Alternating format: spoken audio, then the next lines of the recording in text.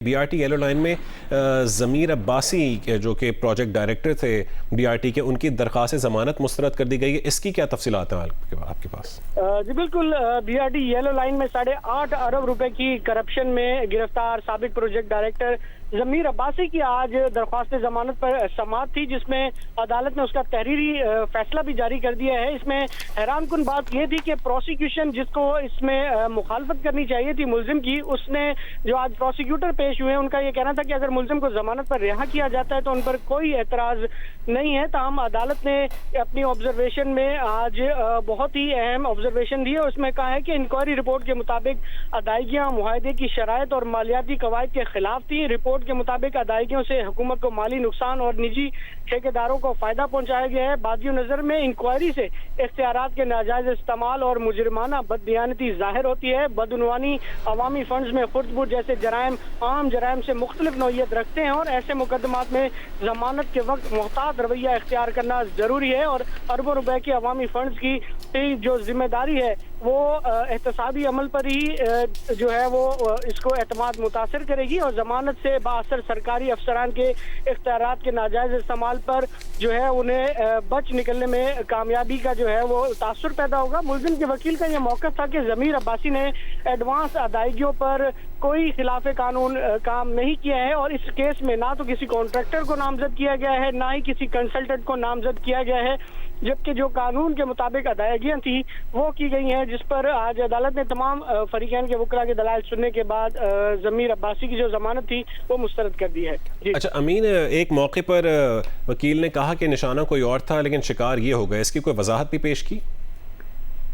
जी बिल्कुल, दौरान समाअत जो है वो काफ़ी दिलचस्प मुकालमे भी हुए, जिसमें अदालत ने मुलजिम ज़मीर अब्बासी के वकील से पूछा कि उनके अदालत की जानिब से 3 सवालात उनसे किए गए थे, जिसमें बार बार जो है वो अदालत का ये कहना था कि मुलजिम के वकील उन सवालात का जवाब नहीं दे रहे हैं, जिस पर मुलजिम के वकील ने कहा कि निशाना कोई और था लेकिन इसमें जो है वो ज़मीर अब्बासी को जो है वो फंसाया गया है। और अब क्योंकि ज़मीर अब्बासी जेल में है, जबकि आज एक स्पेशल प्रोसिक्यूटर इस केस में भेजे गए थे इस केस की पैरवी के लिए, उनसे भी अदालत ने काफ़ी दिलचस्प मुकालमा किया और अदालत ने उनसे पूछा कि क्या CMIT रिपोर्ट की कोई कानूनी हैसियत है, क्योंकि एंटी करप्शन लॉज के तहत जो है वो पहले इंक्वायरी होती है और इंक्वायरी के बाद जो है वो FIR होती है। ताहम इसमें CMIT जो एक खसूसी टीम थी जो वज़ीर आला सिंध की जानिब से तश्कील दी गई थी, उसकी रिपोर्ट के बाद मुकदमा दर्ज किया गया है। तो अदालत ने उनसे पूछा कि क्या वज़ीर आला सिंध को ये इख्तियार है कि वो किसी के खिलाफ मुकदमा दर्ज करने का ऑर्डर दे। तो उस पर जो सरकारी वकील पेश हुए थे वो जवाब देने से जो है वो कामयाब अदालत को मुतमईन नहीं कर सकते, जिस पर अदालत ने आज जो प्रोसिक्यूटर हैं इस सूबाई एंटी करप्शन कोर्ट के, उन्हें तलब किया और उनसे पूछा कि क्या वज़ीर आला सिंध को किसी के खिलाफ FIR या शिकायत के अंदराज का हक हासिल है। तो उन्होंने अदालत को बताया कि